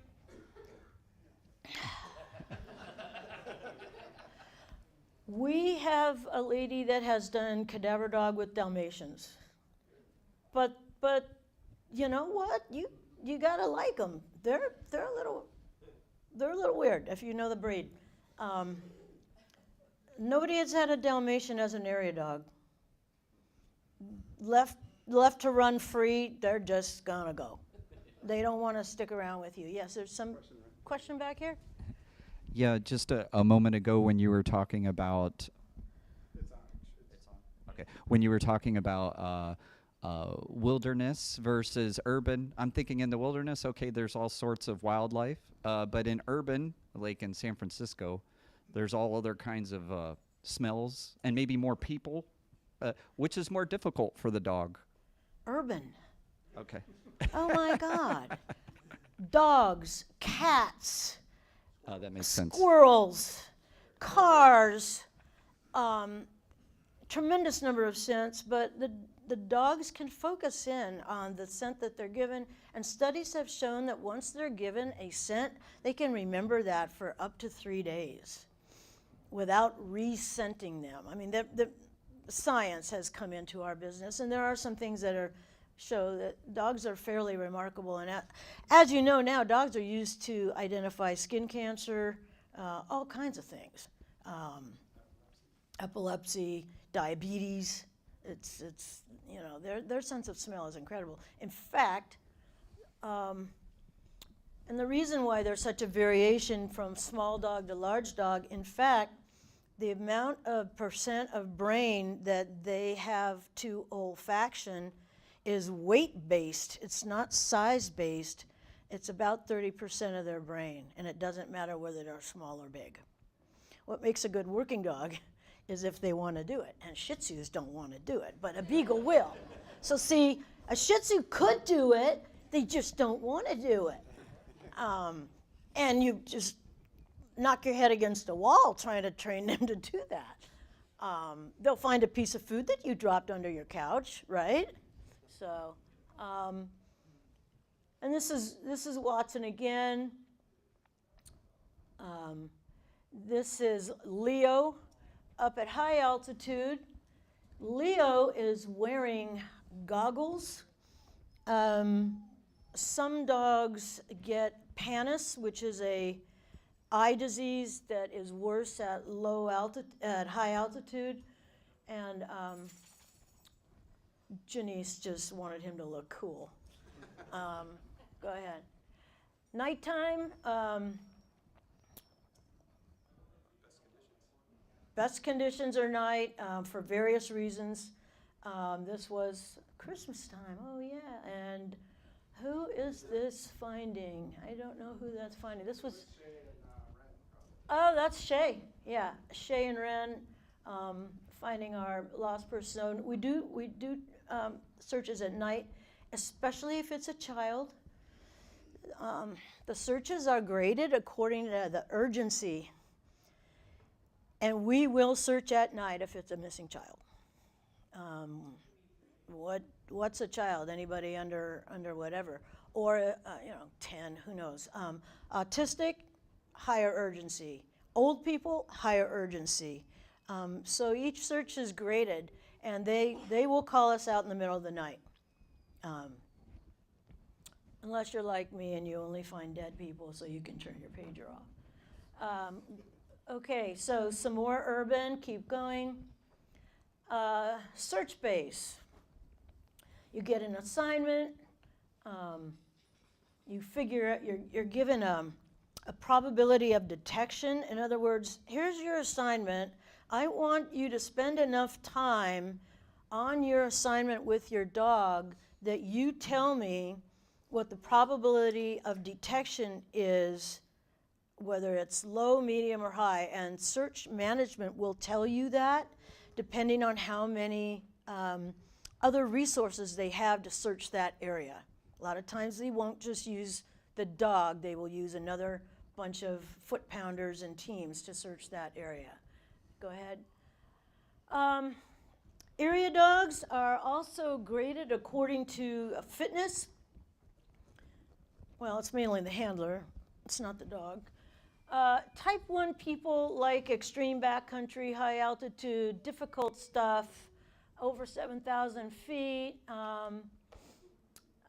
Below 7,000 feet, there's people like me, no planned overnights. And back when I was a working nurse, if I had the day off, I could do that, but no planned overnights if I'm working the next day. They don't understand that at the hospital. Type 3 is moderate, shorter duration, easier terrain, and the handler can be graded according to their fitness and still be called out, and they can search within their capabilities.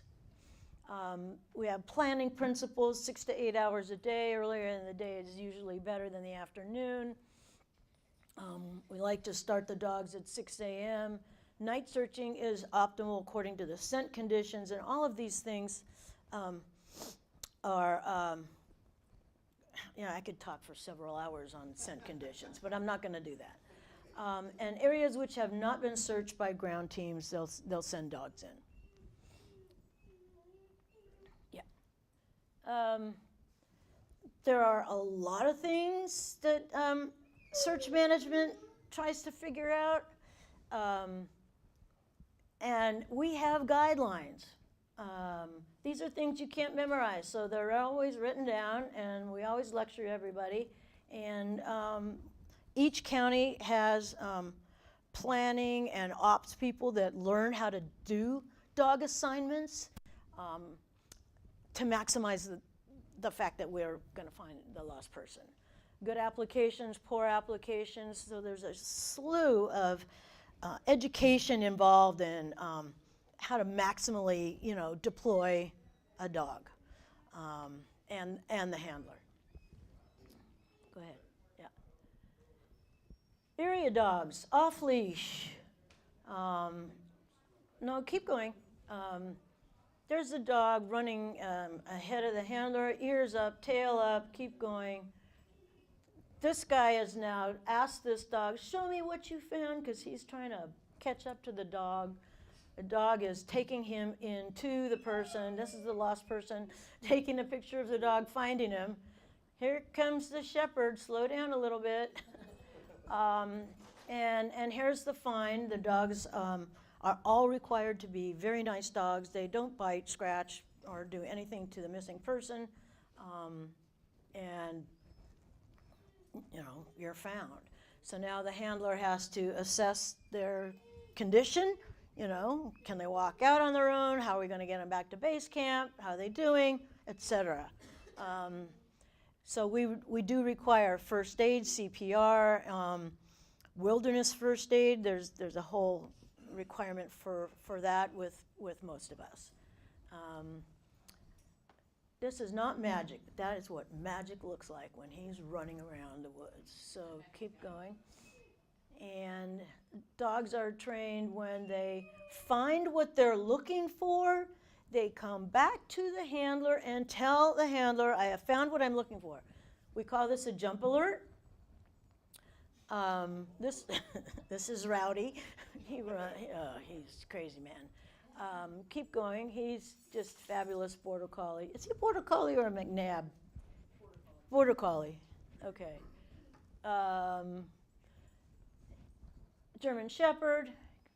Keep going. Okay, avalanche. Okay. There we are. We're at Lake Tahoe. We have 3 avalanche dog teams. 3? 1? Jess, Kim. No, Ken. Ken. Right? Yeah. They all live within 20 minutes of a notable ski area. Keep going, Chad. And avalanche dogs search off leash. They are trained to dig at the scent of the missing person. As I say, most of them do wear goggles to prevent that eye disease we talk about. They're trained to dig. They don't have to dig all the way, but once they indicate that, the person is there, then everybody with the shovels comes in and tries to make contact. What's the longest that somebody has been under snow and has still lived? 45 minutes maybe. Depends on the air pocket that they've got. They don't necessarily all die right off the bat. If they're lucky, there's a little bit of air in them, in their air pocket where they're at, and they can survive for a little bit longer, although depending on the weather if it's too cold. So we do have avalanche dogs. Again, those dogs have to tell you if that person is alive or dead in the avalanche. So the training involved is extensive. Water recovery is another specialty that we have. We have 6 dogs in the state right now that are certified in water recovery. There are several others that are in county that have not passed the CARTA test, but have passed an equivalent test and search for their own counties. As I say, we search from a boat. When I teach water classes, I do not teach the dogs to jump into the water to tell us where the body is. That's a little bit too dangerous, especially if you're on a river. Dogs work from a boat. when the scent comes up to their nostrils and this and that, they are trained to tell us somehow, I just smelled something. Now, when you're on a boat, what can you do? The dog can look at you, the dog can bark at you, the dog can lie down, the dog can come up to you and paw you on the leg. You can teach them any number of things. When they have smelled this smell, you can teach them, this is what I want you to do when you smell this. And they do that. These are my guys. Rest in peace. And we search from all kinds of craft and all kinds of weather. It's a specialty. Golden retrievers. Who is that? Chesapeake? No, that's Taser with somebody. All right, keep going. So you're watching them for their head movements to tell you which direction to go, right? Yeah, dogs, how many of you guys realize that the dog's nostril are directional? They can get scent in from the left side or from the right side, and they know what direction that scent is coming from. So if they get a scent from the left side, they'll head pop to the left. And they'll go, oh, that tells us they got something from the left, but we also can see their body change. We call it changes of behavior. Or if it comes from the right, they'll head pop to the right. And a lot of times we'll be on the front of the boat, and the dog will head pop left, right, left, right, left, right, until they get to the guy, and then we want them to have their nose over the gunnel with their tail high in the air, and that's when we say we've made the find. Cadaver dogs. Most of our calls, 50% of our calls in some years are for cadaver dogs. We have to ask the county, what is your situation? Have they been missing a long time? Do you think they're dead? Do you know they're dead? Was there a reporting party? I mean, we will do things like that. And we talk about small areas for older, disarticulated, or buried remains,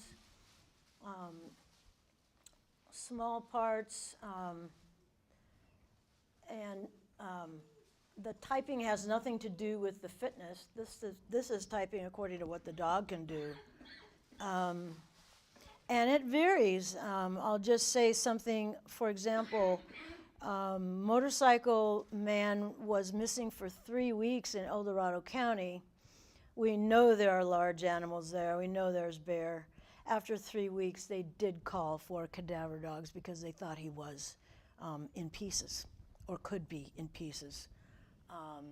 That's the type of thing that the county may call us for. Go back. Large areas for recent, relatively whole bodies. Missing hiker, it's been 3 days. Del Val Regional Park in the Bay Area. There's no bears out there. Coyotes aren't going to eat you up in 3 days because somebody would see it because there's so many people there. So that kind of thing depends on, where are you searching and what are you looking for? And then type 3 is the water searching. Cadaver dogs search off leash. Again, they are trained to indicate when they find what they're looking for. Dexter will sit. He'll sit at source. This is Asaph. She will stare at source. And staring is different than running around like an idiot, which is what she usually does.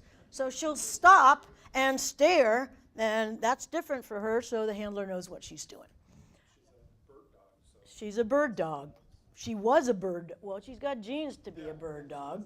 So that's natural for her, for the stare, exactly. Things can be high in a tree. When a dog does that, they're really not searching for squirrels. We train them, no squirrels. So they're finding something up in a tree. This is a very clear indication that there's something above their head, which makes us look up. suicides, things like that have been found this way. And so we also, besides the handler and the dog, we also, we never search alone, so we have a flanker. It's either from the county where we've been called to, or we bring our own flanker. What do flankers do? Well, they're GPS experts. They're radio experts. Like I say, when it comes to a radio, turn it on, Carol. Does it work? But when they say go to VSAR 16, I'm like, excuse me. Or go to TAC whatever. Okay, so I want to have somebody that knows the radio with me for that particular county. Flankers, we do have probably 20 technical support people in CARTA that are maybe 20 or so that are expert in navigation. CalTopo is some of the new stuff coming up. Do you guys know about CalTopo? Yeah, well, if you're old like me, you didn't like it when it first started because it was just like, believe me. But I like it now. So flankers do navigation, communications. They may carry extra water for you. They also are another set of eyes for safety because the handler is watching the dog. If there's a bunch of barbed wire we're about to get to, you kind of like, somebody to tell you that. Also on urban searches, flankers will stop traffic for you. And if it gets too bad, the CHP come and help you. And I have funny stories about that. So flanking, we like people that know what the dogs do to flank us. We do training with them. They have to be prepared. They have to check in. They have to know how the searches go. They take notes. You got to navigate, radio communication, extra water, ask the canine handler where they want you and stick to that. Be safety for the team, help talk to citizens about the missing person. And they may do house-to-house stuff. Flanking's very important. We don't want to be alone out there. There are mountain lions, there's also tweakers, and there's hunters, and there are dangers out there when we go. We're not allowed to carry a weapon, which is too bad at times, depending on who we're looking for. And there's a whole lot of things that the flanker can do to help us. So we encourage that within our organization. Okay, examples. What do we look for? What have been some of the searches? Well, we can tell some stories. These are none of my stories. Missing Girl Scout, left the group, 2,000 feet in the wilderness. Suicide note, fit hiker. Alzheimer's patient, walking away from the facility. 2 hikers overdue, 2 days in the wilderness. Solo hiker, 4 days overdue. Child missing overnight from a campground. We consider the goal, which of course is to find them, the terrain type, the PLS, place last seen. Is there a scent article available for trailing dogs? Is there a potential for drowning? And then how long, age of the problem, how long have they been missing? In Santa Cruz County, over 20 years ago, a man went missing and they searched for 3 weeks for the guy. They couldn't find him. The family was not happy with that. They found a bloodhound dog team to go search, and that guy found the missing subject after 9 days. 9 days. If you don't know about dogs, you say, oh, that's a long time. But 9 days is well within their capability to catch scent and recognize it. 9 days is not a problem. So, yes, we all have stories, but go. The next one is the last one. Yeah, I think that these are still active. The one at the bottom is very interesting. If you've got a dog and you want to see how the olfactory anatomy and how actually dogs do get the scent into their brains, a dog's nose is a very nice video in there. And we also have a website that you can check, and there's always a donate button everywhere. Questions? Yeah, go ahead. How long does it take once somebody decides they want to participate with your organization and they have a dog or select a dog to get qualified on any of those disciplines? And how often do people try and the dog doesn't make it? The average time to get mission ready, what we call mission ready with your first dog, is 2 years. The first year you're training your dog, but you're concentrating on handler skills, all those things I talked about, reading a map and compass, radio, CPR, first aid, ropes, learning all those little things, you know.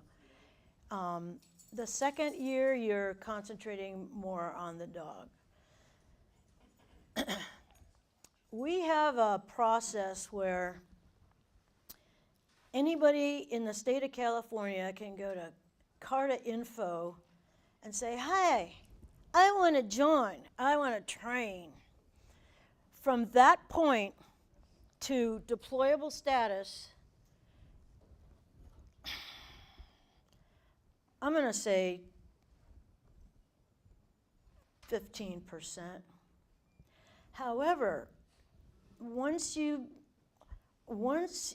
join a training group and you've got your dog, and your dog is doing things that are really fabulous, and you're seeing that you might actually be able to do this, oh my God. I've had people burst into tears when their dog has done their first thing, and oh my God, he's gonna make it. Once you get that bug, it goes up to about 60 or 70%. When you've decided, this is part of my life, I have time for this.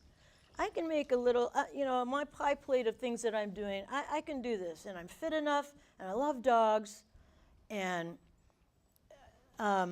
every individual has their own reason which keeps them going. You can ask me, I'm on my 7th dog. Trish, I'm on my 7th dog now. My first 6 German Shepherds have passed, and I got a golden.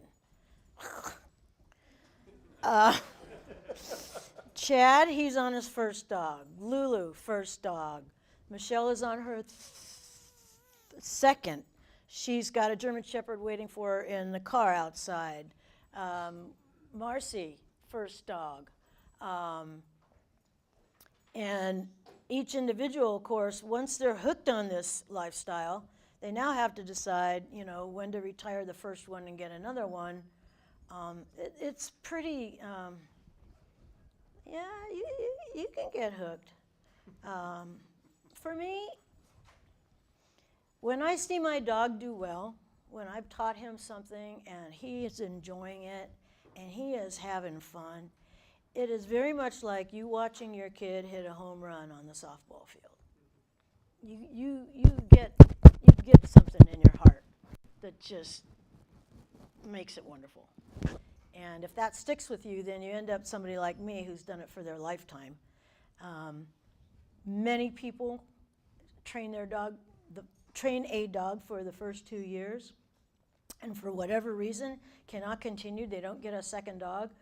We don't have statistics on that, but CARTA was formed in 1976. We're over 40 years old. They started with numbers 100 and 101, 100, 101. We're now on number 1,100. What? Say it again. 1,230. So over 40 years, 1,100 people have joined the organization in one way or the other. And we're still here, we're still viable. We've got a board of directors that is very busy, once again volunteer, and they're very busy all the time, keeping our policies up, keeping training going, trying to get money to send us to seminars, to bring educated people to come give us seminars. There's all kinds of costs involved, and I mean, I'm proud of the fact that we're still as big as we are after so long. That takes some work. That takes some work. Yeah. Can one dog learn by watching another dog? Can they No. train each other? I'm going to say no, and here's the reason. Two dogs are together. One of them is higher on the pecking order than the other one. The one that's lower will tend to let the one on the higher order do what that dog does. Now, and this is for search and rescue, but yeah, if you get a second dog in your house and your first dog loves to bark at the mailman, yeah, your second dog's going to bark at the mailman. But because the first dog gets praised for it, and the second dog says, oh, that's what we do. We bark at the mailman, so we're all going to bark. But in search and rescue, it's very difficult to create, and we talked about this outside before we came in, what's called intelligent disobedience. So we teach the dogs what we want them to know. Find people. Let's go search over here and everything. And the dog says, well, I want to go that way. So now you have a problem. Are you going to follow the dog that way because you think the dog knows something? Or are you going to say, get over here, we got to search this? There comes a point where the handler has to trust the dog. Is the dog telling me something that I'm too stupid to know? Did they just catch a scent over there and that's the reason they want to go that way? So there is an intelligent disobedience like, Mom, you're really stupid. We got to go that way. So what I might say is, okay, I'm going to support my dog that way, and if we don't find anything that way, we're going to go that way, the way I wanted to go in the first place. So we've had people that have tried to teach their dog trailing by having two dogs on harness, but the dogs divide the roles. They're not equal. They don't, unless the first dog is, it just doesn't happen. It just didn't work. They divide the roles, and the first dog does this, that, and the other thing. The second dog does this. And the subordinate dog, may not want to take over what the first dog is doing. So it's tough to train two dogs at the same time to be incredibly independent when there's two dogs together, because they figure it out amongst themselves as to what they're going to do. So unfortunately, that is not a shortcut. We have not been able to do that. I have not seen that happen. The hunting community uses that tactic a lot, but yeah, in search and rescue, I think because it's a handler-dog relationship, we have to know what our dog is telling us, and that is the biggest piece.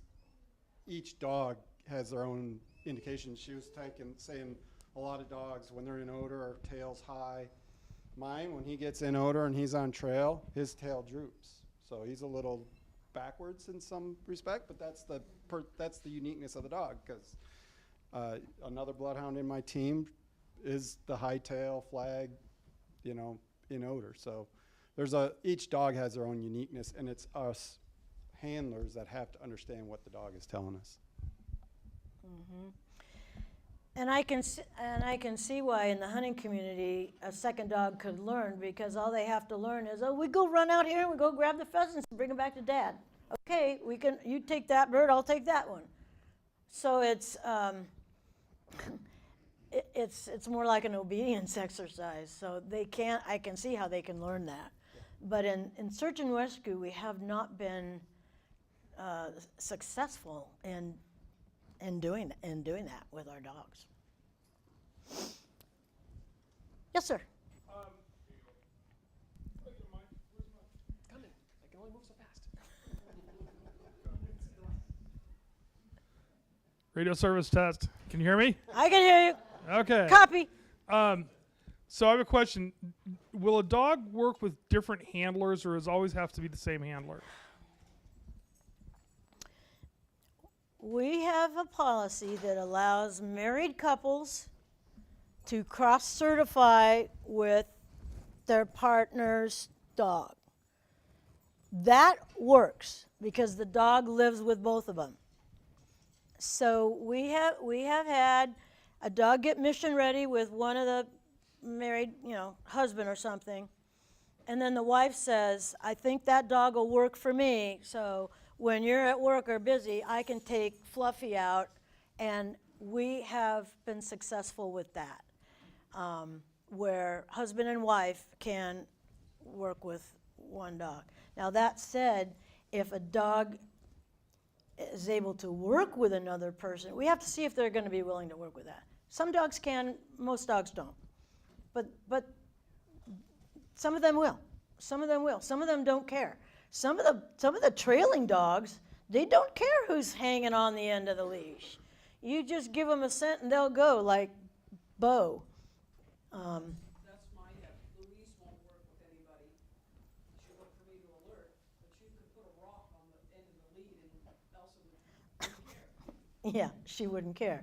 Lulu, I don't know. Have you had anybody try to track Lulu without you? No. Okay, so most of them need to know that person really well. Yeah, go ahead. Blue shirt. Oh. Thanks, got it. Ooh. So, yeah. So if somebody was looking to get involved, is there certain breeds of dogs for certain aspects? So that you would recommend? Well, You mean if you're looking to get into it and you want Right, looking to get into a certain aspect, what breed of dog would you recommend? I'll give you my opinion. I think you'd probably get 5 different opinions in this room. You'll get a lot of opinions. Some of the easiest dogs to train for area work. Run around, go find somebody, come back to mom or dad, tell them, take me back to the missing person, are the Labradors. Labradors. And I don't mean Chesapeakes, I mean the Labs. Why? Because they're so ball crazy that they will do anything to play with the ball and have an extended play. So they're very easy to train, and they're very biddable. The word biddable is used in a lot of dog training things. Does the dog want to do it?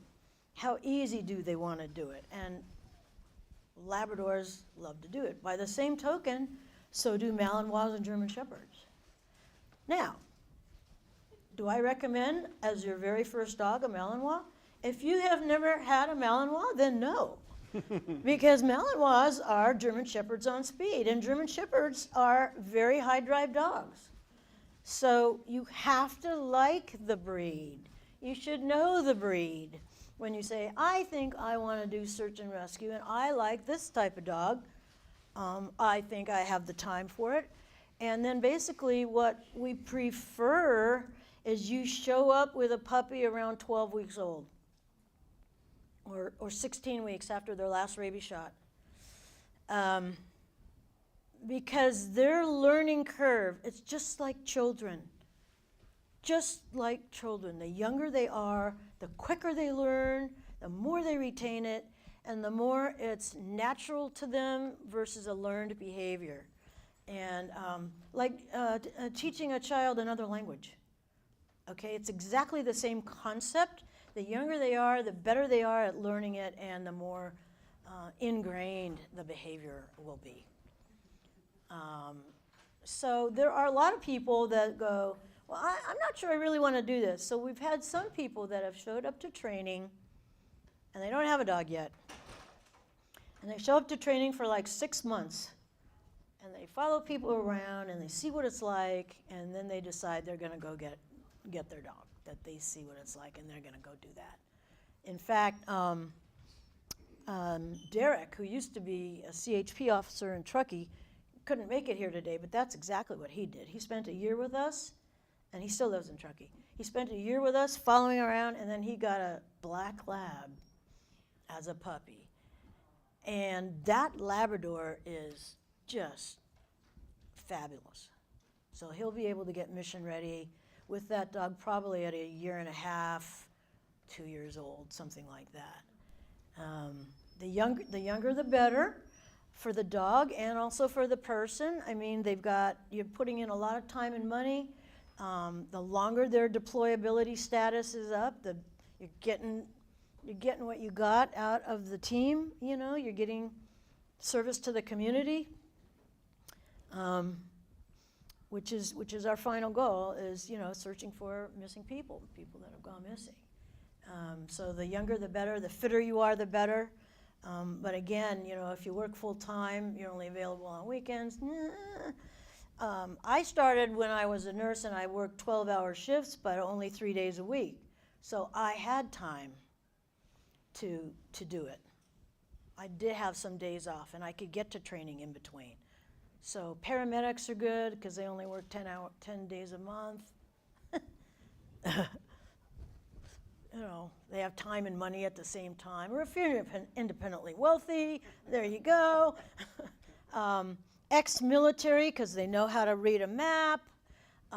People that know how to read a map. One of the things that is not intuitive is the map reading that we have to do. North, south, east, west, that's easy, but the declination throws people off.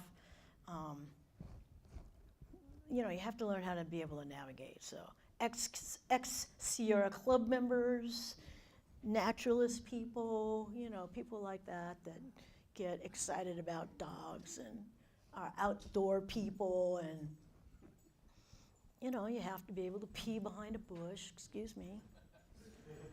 It happens. You will spend some money there, and I can stop talking whenever you want me to, but the equipment that you buy, you can go cheap, which is polypro wool and the marine suits that they wear on boats out in the ocean, or you can go with the $500 Arc'teryx or Gore-Tex, that REI and all those guys. So it depends on what you like and what kind of person you are and where you get your fun. Dogs do not live as long as we do. That said, you have to get through that. If you like, would you take a moment and tell us about the bone farm? Oh. For training. The body parts. Yes. Well, you're talking about Tennessee, the body farm? Yes. Yeah. The body farm. There's actually one in California now, isn't there? Well, okay. To make a long story short, CARTA has a connection with UC Davis, anatomical donation division, where people can donate their bodies to UC Davis. And UC Davis has a rent a body, rent a part program. We call it Large Source. We treat the sources with tremendous respect and care. They have to be transported by law enforcement, and there's several things that we have to do to rent these training aids. And on a routine basis, we will do, CARTA will, that's part of, what does that cost, $2,500 a year. CARTA will put on trainings for our cadaver handlers so that the dog understands what that quantity of scent is like. And believe it or not, you could take one tooth and put it in this room and a dog would find it. But if you took 200 teeth, the dog might go, whoa, that's just too much scent. I don't know what that's all about. And it is true that the first time a dog does find a deceased individual, their behavior can be very different than what the handler thinks is going to happen, because there's so much scent there and the dog is not used to it. So over the years, CARTA has now got this relationship with UC Davis, and we have what we call large source trainings probably every 3 to 4 months. We invite everybody in the state, all the handlers in the state, to drive up. There's one in the south, there's going to be one in Fresno, we just had one in Nevada County, where the dogs get used to that amount of scent. We want them to feel comfortable with that. The Body Farm will occasionally invite dog teams to work their sources, but they're very, they're doing scientific experiments with those, and they don't want dogs leaving any urine or anything else in those areas, so dogs will have to wear diapers and various other things so that they don't mess up the science that's going on at that location. But yeah, we have recognized the need for the dogs to see large sources in their training. Yeah, and we've done that routinely. Body farms are sort of tough. I've been to one a couple times in Texas.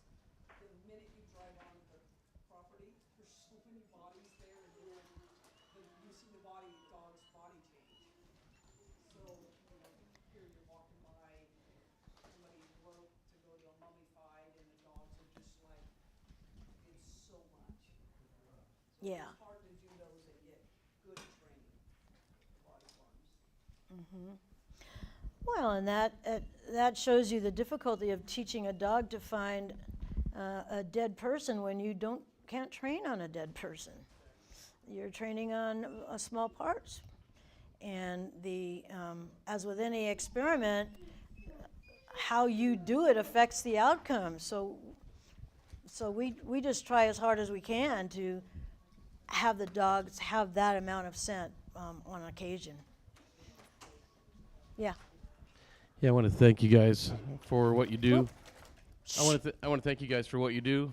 You made a lot of difference in a lot of people's lives, and as much as we do as communicators, you guys are doing a communication that we can't see. It's like radio waves, specialized. But you guys are doing it as volunteers, and that's fantastic. I was out at a summer camp in Los Padres National Forest, and for 3 weeks we had 13 dog teams working day and night looking for someone with a disability. Turned out the individual had left the property, but they searched over 600 acres. And yeah, we had helicopters and the whole 9 yards. But it was that was my first exposure to dog teams and the professionalism that you guys show with your animals. It's amazing. You guys do great work. Thank you. Well, you're welcome, and technology is helping us. Drones these days are being used in search and rescue also, and that's very helpful. That sort of thing. E-bikes. Teams are coming up with e-bikes to search large areas. I mean, if you're fit and you want to do something fun, there's a place for you. There's a place for you. Yeah. Anything? I don't know when we're supposed to go to lunch. It's noon. It's noon. Yeah. So thank you, everyone.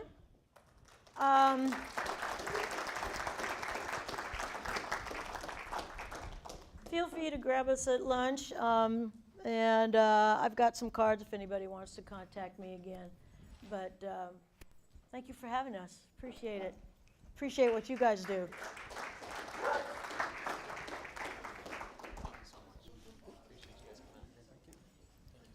You're welcome. You're welcome. Here you go. And this. Yes, okay. Alrighty. Wow, that was amazing. Thank you very much.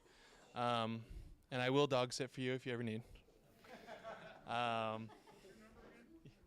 number? Well, I'll give it to you. No. All right, so I know that lunch is here right now, but we have a couple more things to do before we get there, so we will be quick about it. I want to be respectful of your time and trying to keep on schedule. So firstly, it is my great honor to welcome Terry to the stage from immediate past president now from the Southern California chapter of APCO.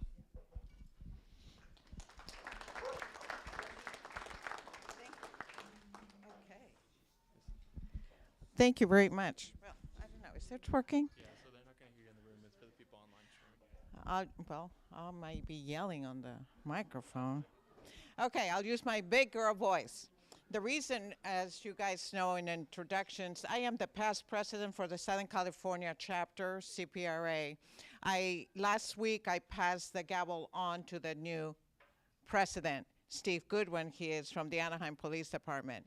But it was mentioned during this meeting that the conference between NAPCO and Southern California APCO in October was a great success. And kind of sad that I didn't have this for last week when we passed on the gavel to the new president, but the congresswoman from the 35th Congressional District issued a certificate to APCO. There's a little typo here that we're going to be correcting. It should actually say Cal APCO. And it is a certificate of special congregational recognition for the successful first time ever joint conference between both chapters in California. So I wanted to bring this just to share, but I do need to take it back so that they can correct it. And I think this is appropriate to pass on to the conference chair, Ron Dunn from Southern California. He was our chair for this year, and Manny was the co-chair. But I'll pass it on to Ron Dunn.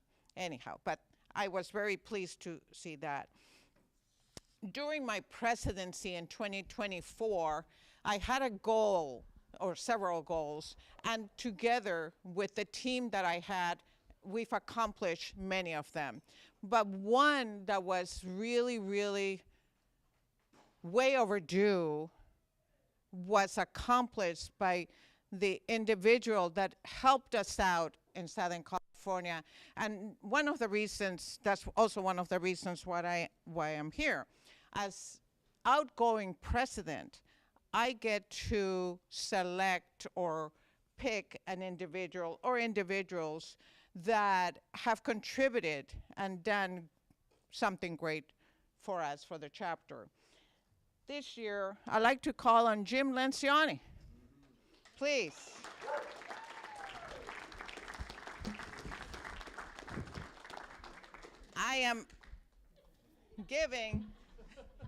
I will like to present Jim with the Presidential Award in appreciation for your tireless work and inspiring contributions to the creation of our chapter website. It really needed something fresh, a new look, and he did an awesome job. That's for you. Oh, we need to, picture.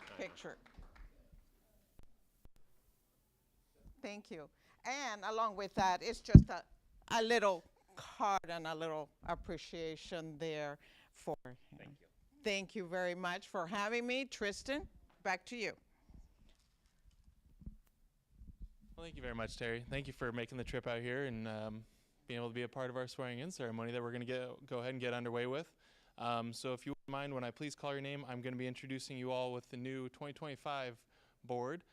Some members are not able to be here right now at this moment due to circumstances. But if you hear your name, please join me up here on stage. So for 2025, we're going to start with the president, Carl Grover.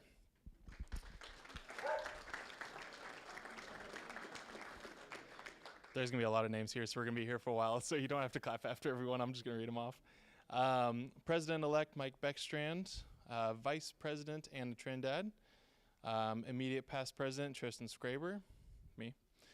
Treasurer Jackie Andrews, Sergeant at Arms Leanna Toledo, Executive Council Jackie Barberini, Directors Shelley McMahon, Lena Wiggins, Larry Smith, and then our two newly elected directors joining us up here will be Susie Rivera and Mandy Montalvo. Chapter Commercial Advisory Member Manny Vieira, and last but not least, our Chapter PIO Jim Lencioni.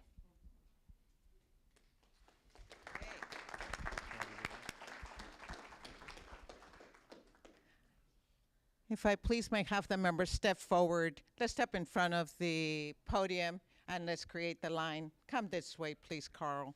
There you go, and let's get you all. We'll have a photo moment as well. And I'm really honored to handle this part of the ceremony. Okay, well, you have been duly elected to the office you're about to enter by a vote of the chapter membership.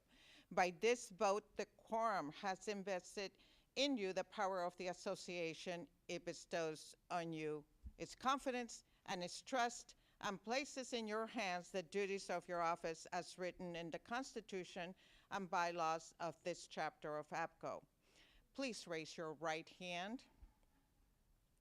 Do you, under God, under country, and before these witnesses here assembled, each and every one of you, hereby accept this power, this responsibility, this confidence, the trust, this establishments of duties, and solemnly swear to uphold, protect, and execute to the best of your ability the aims and objectives of the California, or NAPCO, excuse me, as well as those of APCO International. They all acknowledge with an I do. So be it. By the power of the quorum and acting as installation officer, I pronounce each and every one of you duly established in your respective office. Please lower your hands. Ladies and gentlemen, please help me in congratulating and best wishes to a successful year in your appointed positions. Thank you.